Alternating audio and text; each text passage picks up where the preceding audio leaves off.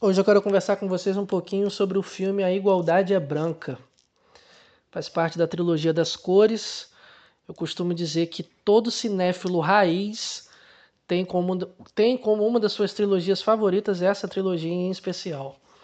Cada um assiste numa ordem. Tem gente que assiste primeiro a Liberdade é Azul, a Igualdade é Branca e a Fraternidade é Vermelha.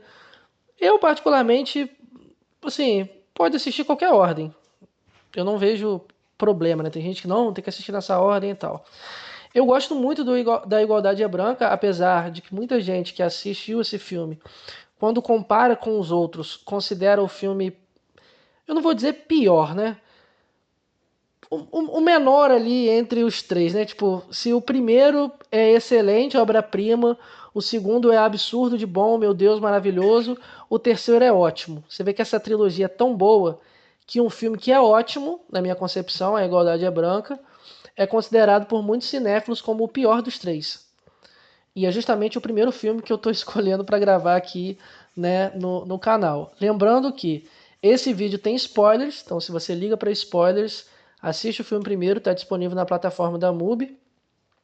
Depois você volta aqui no vídeo e escute. Se você não liga para spoilers, fique por sua conta e risco. Vamos lá. Antes de tudo, é um filme que não assista esse filme mexendo no celular. Por que eu estou falando isso? Você vai perder muitos detalhes assim, né? É um tipo de filme que você desliga a internet do seu celular e assiste o filme. Tem uma história extremamente complexa. É um filme engraçado em determinados momentos, mas a história ela te pega de uma tal forma que você fica pensando, principalmente se você é da psicanálise, né? Se você estuda psicanálise. Vamos lá. O filme conta a história de Dominique, interpretada pela Julie Delphi, ou Julia Delphi, não sei a pronúncia correta em francês, né? Crush suprema de muitos cinéfilos da trilogia antes. E ela tá ali, né, novinha, nos seus 20 e poucos anos, ela é casada com um polonês chamado Karol. Ela tá no julgamento. Qual que é o motivo do julgamento? O cara bateu nela? Não. O cara enganou ela? Não.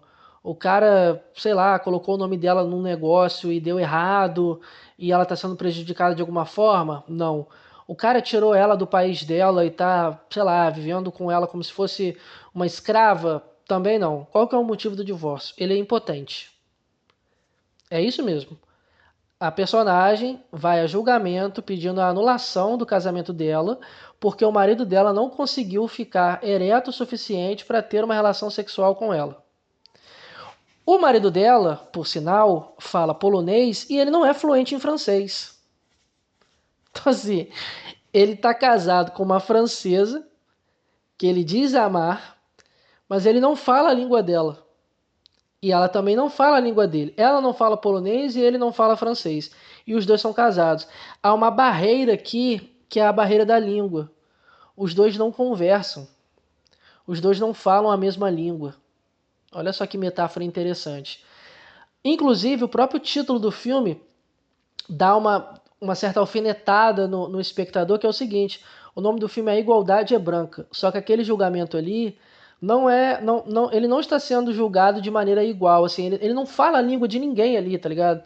Ele fala polonês, tipo, inclusive tem um intérprete ali e ele pergunta, nossa, mas assim, como que eu vou argumentar, como que eu vou, né, me defender num julgamento na França com um juiz francês, com promotores franceses, se eu não falo o idioma?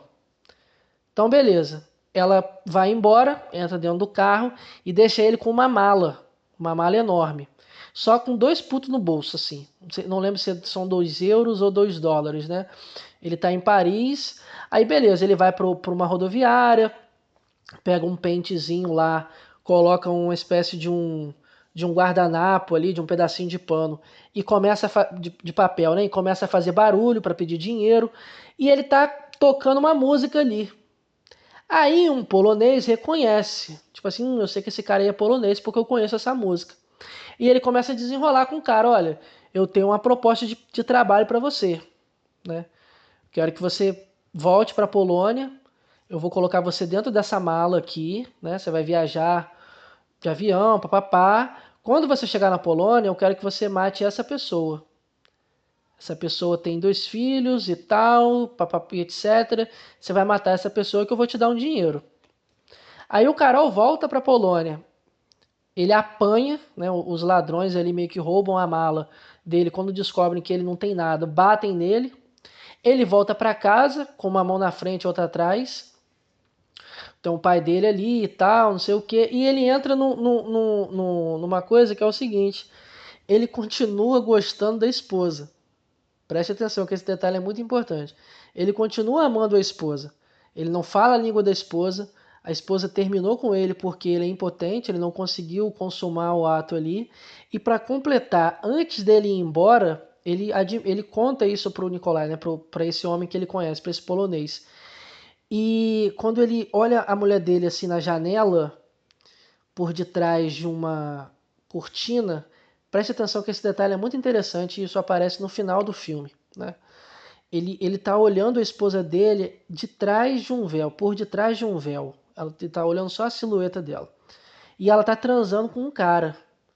Então assim, ele liga para ela e ela começa a gemer. Tipo, ela tá gemendo durante a relação sexual ali com um cara que tá fazendo com ela o que o marido dela não consegue. Então, assim, essa mulher tá extremamente, assim, puta da vida com ele, porque ela ama esse cara, diz amar esse cara, diz desejar esse cara, né? Só que esse cara é impotente. Além de ser impotente aqui no plano sexual, não conseguir ficar ereto mesmo ali durante a relação, ele também não tem dinheiro. Então, assim, ele não tem dinheiro, ele é duro de dinheiro, mas ele não é duro sexualmente. Então há esse componente aqui de uma certa impotência, né? Do ponto de vista fálico aqui, essa questão da ereção, não só da ereção, mas assim, da falta de dinheiro. Ele é um cara, ele é um loser, digamos assim, né? Quando você assiste o filme, pô, o cara mora num país que ele não fala a língua, ele é impotente sexualmente, a mulher dele termina com ele por conta disso, ele volta pro país dele de origem dentro de uma mala, ele apanha de ladrões, ele meio que está trabalhando ali como uma espécie de um com gesso e tal, com escultura, tem que pagar para poder ficar na casa do que dá a entender ali que é o irmão dele, ou o pai, eu acho que é o pai dele, né? Então assim, ele é um cara muito ferrado de dinheiro, muito ferrado na vida, enfim. Aí só que ele decide aceitar a proposta desse cara, né? Desse Nicolai, uma espécie de um assassino de aluguel ali. Só que é o seguinte, o cara que ele precisa matar é o Nicolai. O Nicolai quer cometer suicídio, mas é um suicídio aqui em terceira pessoa, né? Ele não tem, ele não pega a arma ele mesmo e coloca na cabeça ou na boca e atira, não. Ele contrata alguém para matar ele.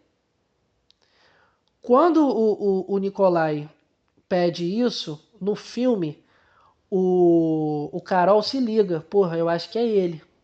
E é uma das cenas mais fortes do filme, assim, tipo, que a arma que ele tem, na verdade, não é, não é verdadeira, tem bala de festim. Então quando ele atira no Nicolai, ele não mata o Nicolai. E é aí que ele, pô, se dá conta de que ele não quer se matar. É como se ele estivesse dando uma nova chance ali pro Nicolai viver, né? Tipo assim, olha, todos nós sofremos, a vida, né, tem sofrimento, e o Nicolai responde, né, tipo assim, quando o Carol pergunta, por que você quer morrer, né, por que você quer que eu te mate? Aí ele fala, não, eu só não quero mais sofrer. Então olha só, tipo, isso aqui talvez seja a representação mais explícita do que é o desejo de alguém que quer se matar. Tipo, muitas das vezes essa pessoa que quer se matar, ela não deseja se matar realmente, né? Ela só não quer mais sofrer. A partir desse ponto dá início a uma linda amizade. E o Nicolai, inclusive, vai ajudar o Carol na sua vingança. Por quê? É um filme sobre vingança também. O que que o Carol faz? Ele compra uma espécie de um terreno ali, né? Uma casa, um terreninho muito barato, e ele vende esse terreno por 10 vezes o preço. Ele mexe com uma galera ali, meio que da máfia, uma galera meio criminosa, que inclusive pega ele, bate nele, o caramba, mas ele tem um plano. Que plano é esse? Ele vai ganhar muito dinheiro ilegalmente, fazendo coisa errada ali, né? E ele vai passar todos os bens dele para quem? Para ex-esposa. Então, olha só. Tudo que ele ganhou, tudo que ele conquistou, todo o dinheiro que ele fez, ele vai passar para a esposa. E ele vai forjar a própria morte dele. Ele forja a própria morte dele, pega um cadáver lá, coloca, faz um plano super mirabolante e ele visita o próprio enterro dele. Só para olhar a ex-esposa dele ali, né, meio que sofrendo, vendo o que supostamente seria ele morto. Mas qual que é o plano dele? Assim que descobrem que todo esse dinheiro que ele pegou ilegalmente está no nome dela, quem paga o pato é ela. Então, assim, no final do filme, quem paga o pato é ela. Quem se ferrou no final das contas foi ela. Então, assim, ele enganou, ele juntou o dinheiro, colocou na conta, no nome dela, forjou a própria morte e fez com que ela ficasse presa. Só que o filme, que eu fiz um resumo aqui para vocês, não tá falando só disso. De uma vingança, de um homem impotente, que fica com raiva da esposa que o abandonou e o humilhou em público e deixou ele sem dinheiro nenhum num país estrangeiro onde ele não falava a língua e ele teve que se virar na rodoviária, viajou dentro de uma mala, voltou para a cidade dele com a mão na frente e outra atrás. Não. O filme está falando de quê? De fantasias. Mais especificamente das fantasias das histéricas. Porque é um filme, como eu coloquei no título, que para mim é isso assim. Quando uma histérica se apaixona ou se interessa por um homem impotente. Um dos pontos altos do filme para mim é o seguinte: é a maneira como a impotência sexual do personagem é retratada. Por que eu tô falando isso? Eu acho que tem muita gente que atrela a impotência sexual, pelo menos dentro desse contexto, né? Quando pensamos em impotência dentro da psicanálise, nós não estamos conversando e olhando somente para o cara que não consegue ter uma ereção. Por que eu estou falando isso? Uma ejaculação precoce, quando pensamos a respeito de impotência sexual do ponto de vista do inconsciente, na psicanálise, isso também é considerado uma forma de impotência. Quando o cara não consegue consumar o ato ali, né? E preste bastante atenção nesse consumar o ato, de ter uma relação sexual ali com penetração.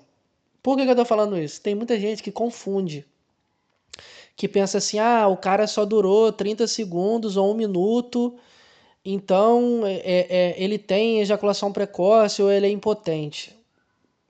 Calma, não é nesse sentido. Quando pensamos num homem impotente, que, por exemplo, goza antes da hora, é um cara que ele não goza, por exemplo, na mulher ou no homem, no parceiro ou na parceira, enfim, tocando o pênis dele. Mas é antes de tudo. Tipo, antes de tirar a roupa, beijando ou se encostar no pênis dele, ali ereto, ele já, né, goza. Ou se o parceiro ou a parceira tira a roupa e ele se vê diante ali, né, da nudez do parceiro que ele deseja muito, ele vai lá e goza. Por quê?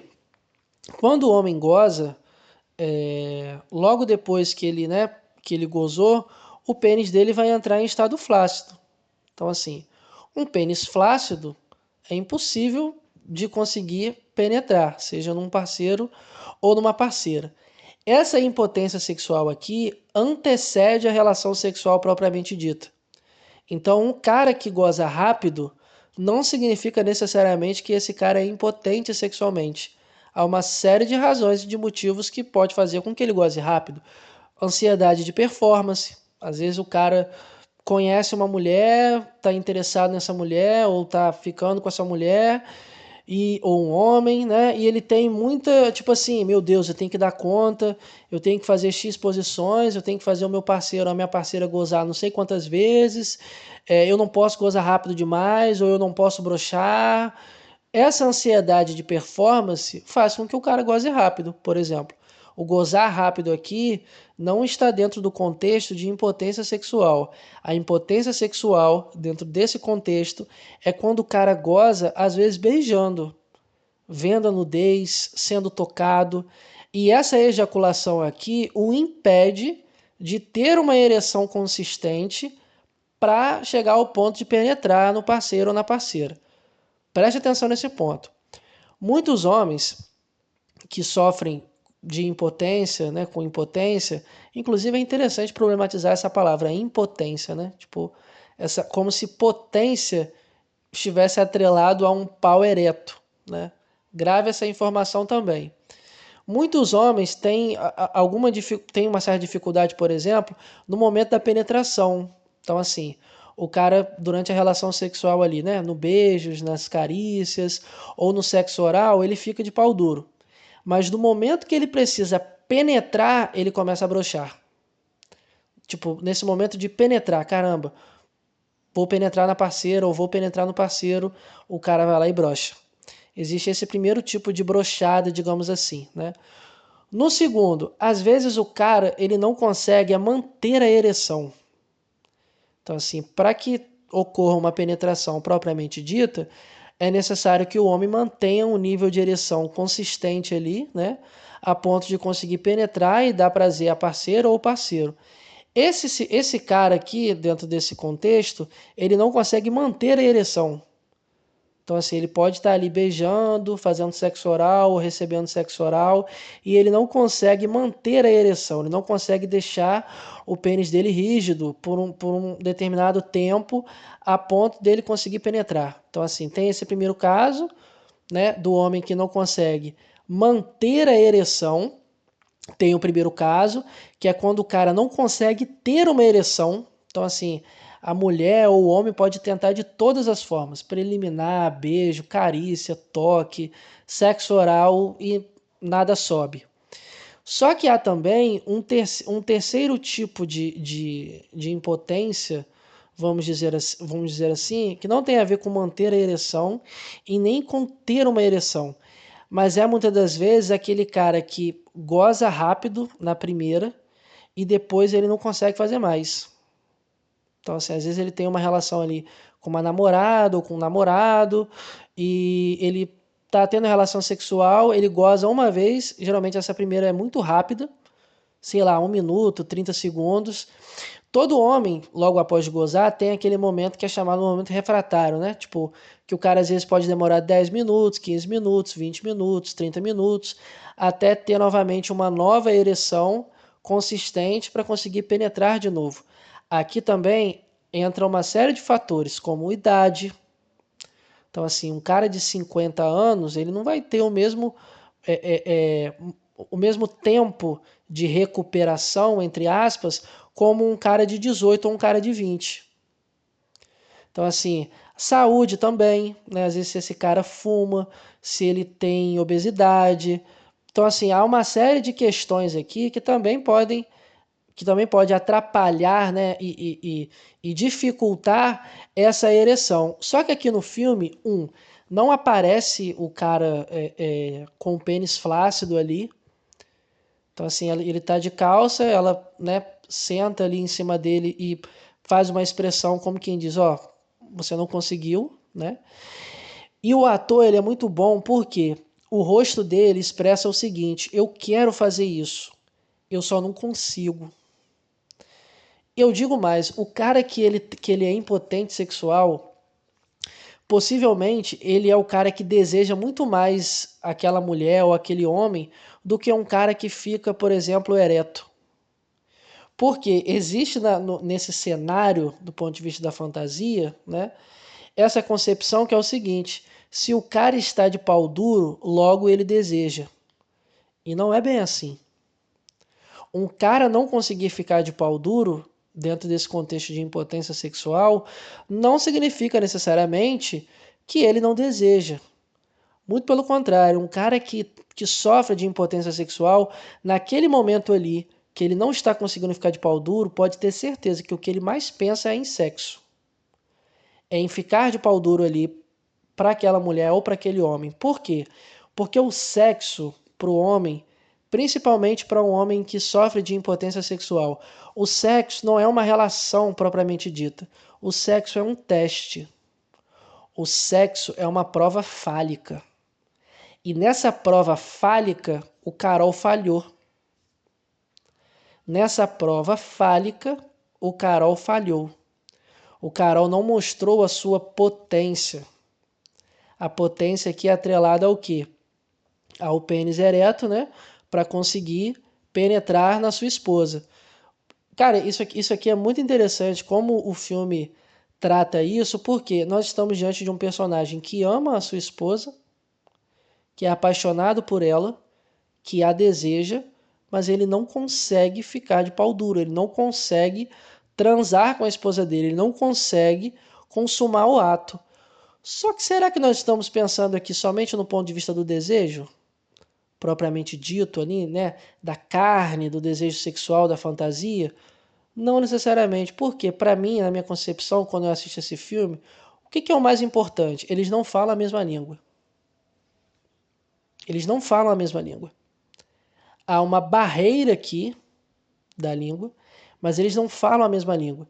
E no ponto de vista do desejo, muitas das vezes a impotência sexual de alguns homens diz respeito a exatamente isso. Quando a fantasia dele fala uma outra língua que não a língua da parceira ou do parceiro dele. Inclusive, no final do filme, os dois só conseguem transar, propriamente falando, né? Tem ali aquele momento de penetração, quando ele fala a mesma língua que ela. Quando ele começa a falar em francês, um francês fluente. Quando os dois começam a dialogar na mesma língua, quando os dois começam a se comunicar na mesma língua, os dois conseguem transar. Essa metáfora aqui é excelente e absurda de boa. Por quê? Muitas das vezes a impotência de alguns caras não tem a ver necessariamente com o corpo da mulher, né? Isso merece ser destacado, que é o seguinte: tem muita mulher que se sente mal quando o cara brocha, porque ela pensa que a culpada é ela. Tipo, ela que não conseguiu, entre aspas, deixar esse cara excitado. E não, assim, uma brochada, o cara quando tem, né, esse momento ali, ou sofre de impotência, não tem a ver necessariamente com o corpo dessa mulher. Pode ter uma série de razões, razões psíquicas, razões sintomáticas, razões físicas, razões emocionais, pode ter razões também relacionadas à pornografia, pode ter razões relacionadas também ao vício em masturbação. Todas essas razões que eu citei agora há pouco, a mulher não inclui nisso. A mulher ou um homem, né, dentro... Porque eu estou tentando tratar com vocês a impotência sexual não somente em homens heterossexuais, mas em homens homossexuais e bissexuais também. A impotência sexual aqui em homens, no geral, né? Então, no filme, ele consegue transar com a Dominique quando ele passa a falar a mesma língua que ela. Muitos homens só conseguem gozar de uma determinada forma. Muitos homens só conseguem transar com uma cena muito específica. Quando essa cena muda, ou quando a parceira ou o parceiro tenta mudar essa cena, o cara muitas das vezes não consegue transar. Vou te dar um exemplo. Você pode encontrar casos, se você atende ou se você conhece alguém assim, né, que já passou por isso, que o cara ele passa a broxar com a mulher que ele gosta. Isso aparece até na série Fleabag. O cara começa a namorar uma moça, tá namorando com a moça e ele brocha com essa mulher. Assim, ele tenta transar com ela e ele brocha. Tenta transar com ela e ele brocha. Aí ele conhece uma mulher no trabalho, ou ele conhece uma vizinha, que às vezes não é nem tão bonita quanto a namorada dele, às vezes não é nem tão inteligente quanto a namorada dele, às vezes nem ganha tão bem quanto a namorada dele. Preste atenção nesse exemplo. Aí esse cara vai lá e consegue transar com a vizinha. Ele brocha com a namorada, com a esposa, mas ele consegue transar, por exemplo, com a vizinha, que nem é tão bonita assim. Vou melhorar esse exemplo. Muitos homens brocham com as suas respectivas esposas ou namoradas, mas conseguem transar com prostitutas. E isso aqui que eu tô falando é extremamente sintomático do ponto de vista psicanalítico, né? Por que alguns caras começam a brochar com as suas esposas, mas com prostitutas não? Muitos homens, esse ponto também é interessante e merece destaque. Muitos homens, eles colocam suas respectivas esposas num lugar de mãe tão grande que eles deixam de desejá-las. Você pergunta para um cara casado para ele falar da esposa dele, ele vai dar uma série de características dela, muitas das vezes. Ele vai falar assim: ela é uma ótima mãe para os meus filhos, ela é uma excelente dona de casa, ela cozinha muito bem. O cara ele te descreve uma mãe. Você pede para ele falar da esposa dele, ele vai te dar uma série de características que se assemelham a uma mãe ou uma empregada. O homem, muitas das vezes não. O homem aqui para desejar, ele precisa rebaixar o outro nesse lugar de objeto. Quanto mais ele rebaixa o outro nesse lugar de objeto, quanto mais ele objetifica o outro, seja esse outro uma mulher ou um homem, mais ele deseja. Então, assim, pro homem aqui, né? Então, há casos de impotência sexual, entre aspas, impotência sexual, que o cara só brocha com um determinado tipo de pessoa. Mas é a pessoa? Não, é a cena. Há uma cena aqui. A culpa não é da pessoa. Um homem, uma mulher, enfim. Tem a ver com a cena, tem a ver com a configuração de uma cena. Por quê? Muitos homens, eles só conseguem gozar dentro e através de um roteiro. Então, assim, vou sair com meu parceiro ou com a minha parceira, a gente vai entrar dentro do hotel, vai tomar uma cerveja, vai assistir uma série X. Quando chegar em determinado tempo na série, eu vou deitar com a minha parceira ou com o meu parceiro, vou tocar na perna dela, vou fazer sexo oral, depois eu vou usar dedos, depois eu vou penetrar. Percebe? Há um roteirozinho. Se essa pessoa entra dentro do quarto de hotel e a televisão não está pegando aquele canal ou não pega Netflix, se o parceiro ou se a parceira dá uma dor de barriga ou quer, por exemplo, pedir um lanche ou decide, por exemplo, ouvir uma música ao invés de assistir a televisão, isso quebra o roteiro. Ou se essa mulher ou esse homem entra dentro do quarto de hotel e já começa a beijar, tirando a roupa e se joga na cama e diz: vem, faz isso e aquilo comigo e acontece, a pessoa muitas das vezes não consegue, né? O cara muitas das vezes brocha. Se uma mulher ou se um homem dentro desse contexto diz assim, ó, faz isso comigo. Por quê? Isso foge do roteiro desse cara, foge dessa cena. Nós estamos aqui diante de uma cena. Toda vez que você transa com alguém, você não transa com essa pessoa. Você transa com as suas fantasias. Você transa com uma cena. Há uma cena. As nossas fantasias são cenas. Nós gozamos com e através de cenas inconscientes. O outro ali, o parceiro ali, ele é só um companheiro de viagem da sua fantasia. Você não transa com o outro propriamente dito. Por quê? Há essa barreira. Você fala numa língua e ele fala em outra. Esse encontro não acontece. Não acontece esse encontro. E aqui no filme isso não ocorre. Eles falam línguas diferentes. Há essa barreira que eles não conseguem se comunicar. Pior, eles não conseguem se fazer ser entendido pelo outro. Eu digo ar, mas o outro não entende que eu estou falando ar. Ele não sabe falar ar. Então, assim, há uma barreira aqui.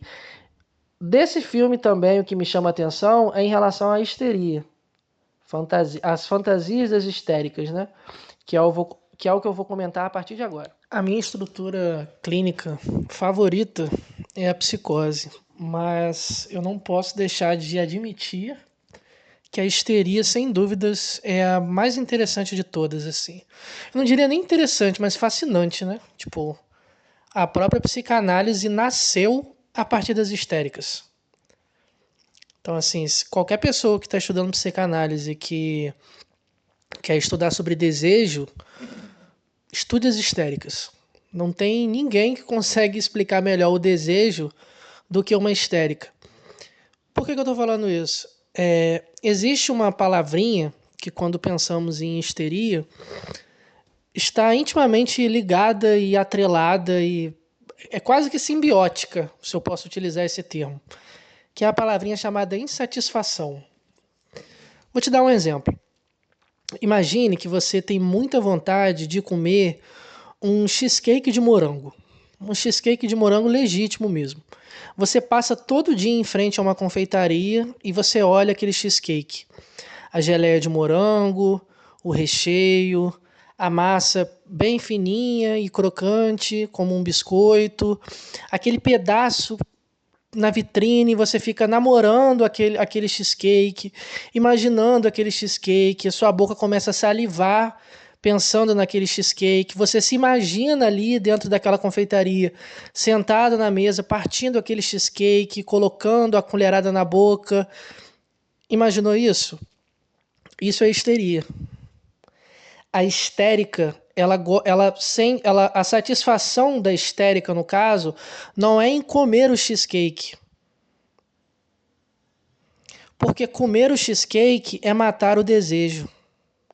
Satisfazer o desejo é matar o desejo. Qual que é o desejo da histérica? Continuar desejando. Então, assim, para ela, seria possivelmente horrível se ela comesse esse cheesecake. Por exemplo, ela fantasia bastante com esse cheesecake. Isso aqui é uma metáfora, gente. Você pode aplicar para um monte de coisa quando estamos pensando em histeria. Imagine que você fantasia demais esse cheesecake. O recheio do cheesecake, a massa do cheesecake feita com um determinado tipo de farinha, com um determinado tipo de manteiga, com um certo tempo ali dentro do forno e tal. Imagine que você está ali pensando nesse recheio de um cheesecake legítimo, essa geleia ali de morango. Você está fantasiando isso, né? Esse cheesecake. Aí você dá a primeira colherada e você sente assim, esse cheesecake aqui não é cheesecake de verdade, não. Esse cheesecake aqui é um cheesecake fake. Foi feito com queijo branco, leite condensado, requeijão e gelatina incolor. Isso aqui não é cheesecake de verdade. Aí você dá uma colherada na geleia de morango, aí você vê assim, essa geleia aqui não tá legal não. Isso aqui é artificial, isso aqui é industrial, não é o morango legítimo mesmo. Aí você vai dar uma colherada na massa e não é biscoito. Não é aquele biscoito, sabe? Tipo, você pensa assim, isso aqui, essa massa é feita de biscoito de maisena batido no liquidificador com manteiga. Resumindo, o cheesecake é uma merda. Por que eu tô falando isso? Na histeria, a histérica goza não é em comer o cheesecake, mas é em desejar esse cheesecake, fantasiar com esse cheesecake. Porque realizar o desejo é matar o desejo. A histérica quer continuar desejando. Vou te dar outro exemplo, que tem muito a ver com sedução, né? E essa sedução aqui não é uma sedução intencional. Tipo, a histérica, muitas das vezes, ela não seduz de forma consciente, intencional, mas inconsciente. Então, assim, as histéricas, a estrutura histérica, quando estamos falando sobre mulheres que, né, estão dentro dessa estrutura, algumas delas são extremamente sedutoras. E às vezes nem se dão conta disso. Por quê? Quando eu me ocupo uma posição de seduzir o outro, eu quero provocar desejo no outro. A histérica, ela é especialista nisso, assim, em provocar o desejo no outro. Pior, ela além de provocar o desejo do outro, ela sabe identificar. Então, assim, ela sabe muito bem quando um homem, no caso dentro dessa metáfora, né, dessa cena que eu estou montando com vocês, ela sabe muito bem identificar o homem quando a deseja. E quando ela identifica esse desejo no homem, é aí que ela começa a trabalhar em cima disso. Então, assim, as histéricas, no caso, quando estamos pensando aqui em mulheres, do ponto de vista do inconsciente, são extremamente sedutoras. Porque, assim, ela identifica o desejo do outro e ela também procura se colocar nesse lugar de provocar o desejo do outro. Mas é o desejo. Não é nem sempre é a satisfação desse desejo. Tem histérica que goza, no sentido inconsciente da palavra, só em ser desejada. Ela não quer realizar o desejo. Tipo, é aquela mulher, por exemplo, que vai numa balada, sente os olhares sobre o corpo dela, vê o cara ali dando em cima dela, o cara pagando bebida para ela, falando um monte de coisa para ela, pedindo o telefone dela, e ela tá flertando ali a balada inteira com o cara, passando o dedo em volta da taça ali do vinho ou da bebida, cruzando a perna, jogando o cabelo, fazendo um charme, digamos assim, fazendo o cara acreditar que ela tá desejando ele, mas na verdade o desejo dela aponta para o desejo dele. como quem diz, eu gozo é com o seu desejo, não é com a realização do seu desejo. Às vezes essa mulher goza muito mais em provocar o desejo no outro do que em realizá-lo. Inclusive, a realização do desejo, em muitos casos, como eu comentei anteriormente, né, na metáfora do cheesecake, pode ser extremamente traumático, né? Então, assim, a histérica, muitas das vezes, ela se mantém nessa posição de, manter o seu desejo insatisfeito, e uma das formas de manter o desejo insatisfeito é não realizando o desejo, né? Como eu disse anteriormente, realizar o desejo é matar o desejo, né? A histérica quer continuar desejando, quer continuar fazendo outro, quer continuar desejando e quer continuar fazendo desejar.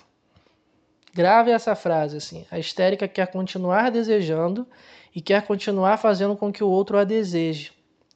Muitas das vezes a histérica encontra na vida dela dois arquétipos de homens, né? Assim como o obsessivo há uma dicotomia, digamos assim, no que diz respeito ao desejo ou ao amor. Ele coloca a mulher, nessa posição de mãe, e dois, na posição de prostituta, de puta, né? Essa mulher no campo do desejo e essa mulher no campo do amor, né? Nessa figura materna, né? Que está muito atrelado à figura da esposa e tudo mais. Na histérica, muitas das vezes, ela encontra duas figuras, que é a seguinte, que é a do príncipe, que na maioria das vezes é uma espécie de um servo. Então, assim, a histérica, muitas das vezes, ela não quer um amante, ela não quer um amor, ela não quer um parceiro, ela quer um servo. Então, assim, ela quer um servo, sabe? Tipo, um homem que se ocupa essa posição de servi-la, sabe? Tipo, de venerá-la, de desejá-la intensamente, de amá-la intensamente, de colocar... Esse servo aqui coloca a histérica nesse lugar de falo. Só que, em contrapartida, ela também é insatisfeita com esse servo, com esse príncipe. É aquela velha história, olha, ele é muito atencioso, ele é carinhoso, ele é prestativo, ele é romântico, ele me leva para sair, ele me apoia, mas ele é impotente, mas ele não transa muitas vezes durante a semana, mas ele não tem muito dinheiro, mas ele é muito dependente da mãe, mas ele não é um homem muito másculo, mas, entende? Tipo, a histérica, ela também possui essa insatisfação com o parceiro. E muitas das vezes ela encontra um cara que ocupa essa posição, que é a segunda, de esse cara que não coloca ela nesse lugar de falo, sabe? Não coloca nesse lugar de falo. Às vezes é um cara que, tipo, não conversa com ela durante a semana, não manda mensagem para ela durante a semana, não se importa com o que ela está pensando ou passando, mas ela sente um desejo absurdo por esse cara. Esse cara, de alguma forma, faz com que ela se sinta desejada de uma maneira que ela não se sente, por exemplo, com o namorado dela ou com o marido dela. Então, assim, existe também esse componente que é o seguinte, a histérica às vezes vive numa dualidade, sabe? Tipo, eu não, às vezes quando eu sou muito amada, eu não sou desejada, e isso me deixa insatisfeita, e às vezes quando eu sou muito desejada, eu não sou amada. Então, assim, é um dilema que a maioria das histéricas, né, quando estamos pensando nessa estrutura, do ponto de vista, né, do inconsciente, a psicanálise e tudo mais, vive esse dilema. Tipo, às vezes está com um parceiro que ela se sente extremamente amada por ele, mas não se sente desejada. Ou não deseja esse parceiro. Ou às vezes ela está com um cara que ela se sente extremamente desejada, mas não se sente nem um pouco amada. Então, assim como o obsessivo tem uma questão muito delicada com o sexo e com o desejo, a histérica tem uma questão muito delicada com o amor. Então, assim, o amor principalmente, né? Nós estamos pensando aqui na histeria, dentro do filme, né, que eu estou trabalhando com vocês nesse vídeo, que é a igualdade branca, né? Então, assim, a Dominique, ela é extremamente sedutora, lindíssima. E ela casa com um cara que é o quê? Que é impotente. Um cara que não realiza o desejo dela. Ela ama esse cara, ela deseja esse cara, ela quer transar com esse cara, mas esse cara mantém ela insatisfeita no desejo dela. Esse cara não consegue ficar né, excitado ali e conseguir realizar o ato, né? Há uma insatisfação aqui no desejo dela. Ela deseja o marido dela, deseja ser possuída por esse cara, mas esse cara não consegue. Esse cara expõe ali para ela algo íntimo, a sua impotência. E o que que ela faz? Ela expõe isso em público. Ela leva o caso para um julgamento. Ela quer anular o casamento dela com ele, né? Porque ele não consumou o ato, entre aspas, né? Percebe como nós estamos aqui no campo de uma impotência e de uma insatisfação? Outro ponto também que é muito interessante da gente pensar, e também aparece no filme, é o seguinte: não há nudez explícita. A Dominique não aparece nua em nenhum momento e o sexo que os dois têm lá pro finalzinho não aparece também. Quando ela tá gozando, né, tendo ali o orgasmo, fica tudo escuro e depois vem a cor branca. Quando ela acorda na manhã seguinte, ela tá o quê? Coberta. Ela literalmente está coberta com uma coberta. Por que eu tô falando isso? Na histeria, quando estamos pensando aqui na histeria do ponto de vista do inconsciente, né? Mais uma vez, é necessário enfatizar que você não pode escutar esse vídeo achando que é uma definição de todas as mulheres ou que todas as histéricas são assim. Não. Nós estamos pensando aqui em conversão do ponto de vista do desejo. Eu comentei anteriormente sobre o desejo e a fantasia. Aqui, o explícito é algo que estraga a fantasia. Entende? Tipo, a fantasia aqui, ela tem muito mais poder, ela tem um poder muito maior ali, digamos assim, na histérica, com esse componente do mistério, sabe? De não saber o que há por trás, tipo, do véu, da coberta, do escuro. A histérica, do ponto de vista do inconsciente aqui, trabalha muito mais no campo de uma sensualidade do que algo muito explícito ou algo muito pornográfico, por exemplo, né? Às vezes ela pode fantasiar muito mais e gozar muito mais se masturbando, lendo um conto, fantasiando, imaginando, lendo um livro, uma cena, né? Do que necessariamente um pornô. Algumas mulheres podem se excitar vendo pornô? Sim. Mas assim, dentro desse contexto, existe também aqui o componente da sensualidade, né? O sexo que os dois tentam fazer também, quando ele volta para casa numa última esperança de continuar com ela também não tira a roupa. Não tira a roupa dele também. Então, assim, esse componente eu achei muito interessante aqui no filme, né? Tipo, quando ela tá gozando, não aparece. Fica tudo escuro. E depois aquela luz branca, né? Aquela luz branca não, aquela imagem branca, né? Toda branca. Esse filme, ele é muito interessante em vários pontos, assim, no que diz respeito a esse tema, né? No início do filme, ela não fica com o Carol, né? Um polonês e tal, por conta da impotência dele, né? Ele não consegue consumar o ato, ele não consegue transar com a própria esposa. Só que há uma barreira da língua. Ela fala um idioma e ele fala outro. E ela diz isso para ele: olha, você não me entende. Se eu digo que te amo, você não me entende. Se eu digo que te desejo, você não me entende. Se eu digo que eu preciso de você, você não me entende. Há algo aqui que há uma impossibilidade dessa relação. A língua aqui é uma barreira. Eles não falam somente idiomas diferentes, mas dentro dessa metáfora aqui do ponto de vista psicanalítico, são dialetos diferentes. Assim, eles não se encontram. Qualquer lacaniano assistindo esse filme vai pensar bastante na relação sexual, né? Que o Lacan fala, ó, a relação sexual não existe e tal. Há um desencontro aqui. O momento onde ele consegue transar com ela, onde o ato ali é consumado, é quando ele fala a língua dela. Ele aparece ali, né, deitado na cama, começa a falar em francês, um francês fluente, assim, perfeito o francês, e muda a expressão dela. Tipo, ela conhece o corpo dele. Ele não mudou nada. Tipo, ela conhece o corpo dele. Mas à medida que quando ele começa a falar a língua dela, já era. É quando os dois ali transam. Então, assim, quando um fala a língua do outro, né? Como se as duas fantasias aqui,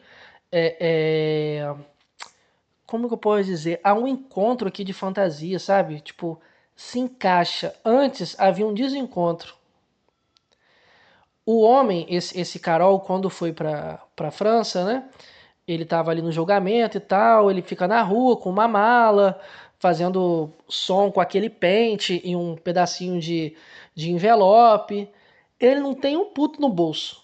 Ele só tem 2 euros ou 2 dólares no bolso, uma parada assim. Aí ele vai lá, vende um terreno a preço de banana, compra um terreno a preço de banana, vende 10 vezes mais o preço, né? Coloca um preço muito maior, faz uma falcatrua lá e ele tem dinheiro.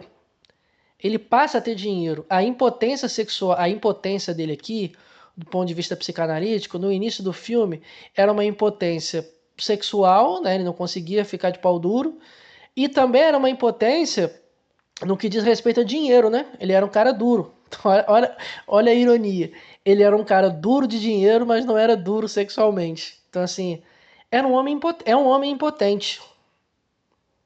Ela se apaixonou por um homem impotente. Ela se apaixonou por um homem impotente, um homem que não fala a mesma língua que ela. Mas quando ele consegue falar a mesma língua que ela, e quando ele consegue ter dinheiro, tudo muda. Só que o mais interessante do filme, ele forja a própria morte. Ele forja a própria morte, vai no próprio enterro, entre aspas, o enterro que não é dele, né? Pra ver a reação da ex-esposa dele. Então, assim, há um mix aqui também de sadismo, sabe? Tipo, eu quero ver ela sofrendo. E pior, a vingança dele vai além. Ele ainda coloca todos os bens dele no testamento no nome dela. Todos os bens ali que ele não conseguiu legalmente. Resumindo, ela acaba, né, pagando o pato. Então, assim, ele foge à própria morte, transa com ela, como quem diz, ó, tá vendo? Agora eu não sou mais impotente sexual. E ele foge. E a Dominique acaba sendo presa. Cara, eu gosto muito do final desse filme porque ela tá presa, ela tá na Polônia, ali, né? Dá a entender que ela tá na Polônia, porque o Carol meio que vai visitar ela. No começo do filme, ele foi pro país dela, casou com ela, né? Uma francesa e tal. Agora ela está no país dele presa. Então, olha só, o cara forjou a própria morte, roubou um dinheiro lá, né? Incriminou a ex-esposa, colocando no testamento dele todos os bens e tudo que ele conquistou ali de dinheiro, bens, etc., no nome dela. Ela foi presa por conta de uma falcatrua dele. Então, assim, em tese, era para essa mulher odiar ele. Aí na cena final, ele tá com um binóculo olhando para ela pela janela. Ele não vê a imagem dela, igual no começo do filme, na cena que ele mostra ela pro Nikolai, eu acho que diz assim, né, o polonês que pede para ele matar ele, e ela tá atrás da janela ali, né, tipo, com um véu, há um véu ali, você só vê só a silhueta. No final do filme é a mesma coisa. Ele tá olhando ela de longe, né, por trás de um véu, e ela começa a se comunicar com ele através do quê? De gestos. De gestos. Ela faz um gesto que ela tá presa e tipo com os punhos assim um colado no outro e depois afasta os punhos como quem diz, ó, quando eu ficar livre, né, quando eu me soltar daqui, né, quando eu sair daqui, eu e você, ela aponta um indicador pro cara e um indicador para ela, nós, né, vamos nos casar. Ela faz o formato, né, com o indicador e o dedão, como se fosse um círculo, né, como se fosse um anel, ela colocando no dedo. Aí a cena final do filme é ele chorando. Tipo assim, caramba, mesmo depois de tudo isso que eu fiz pra ela, ela quer casar comigo. Então, assim, é um humor.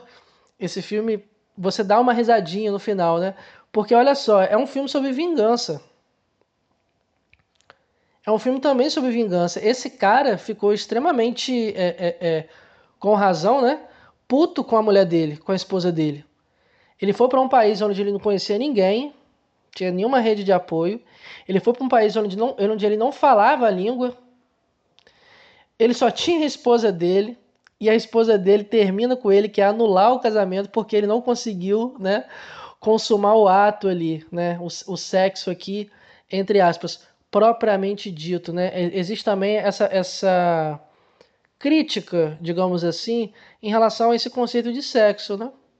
Então, assim, essa consumação do ato ali, né, com a penetração propriamente dita, né. E no final do filme ela diz, ó, quando eu sair daqui, eu e você vamos nos casar. Então, assim, ela continua amando esse cara, mas, olha só que interessante, ele continua olhando para a ex dele através de uma janela, através de um véu. Olha só que metáfora bonita, tipo, ela não abre a janela para ele ver o rosto dela. Não, ele tá vendo ela, ele tá, né, vendo ela de longe. Olha só, eles estão afastados. Não é uma visita, tipo assim, ela frente a frente com ele, não, tipo afastadão, assim, sei lá, uns 200 metros. Lá no alto e ele olhando ali com um binóculo. Ele não tá olhando sem binóculo, tipo, ele precisa de um binóculo para aproximar a imagem dela, e ainda assim não é a imagem dela. É a silhueta da imagem dela por detrás de uma cortina, por uma janela, a centenas de metros de distância. Então, assim, olha só como é que esse filme trabalha esses elementos aqui da fantasia. Esse filme está falando de fantasia o tempo todo.